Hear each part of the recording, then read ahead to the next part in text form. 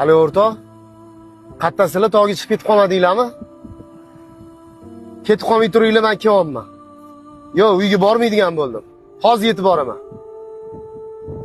Okay. Lokatsiyani o'zgartiraman, maylimi? Og'aylarimni oldiga olib borib tashlaysiz. Bo'ldi, aka, xo'p.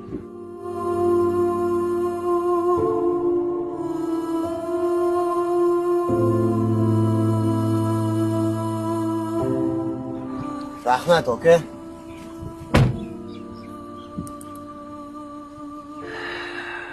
U aslida yaxshi niyatlar bilan uyga ketayotgan edi.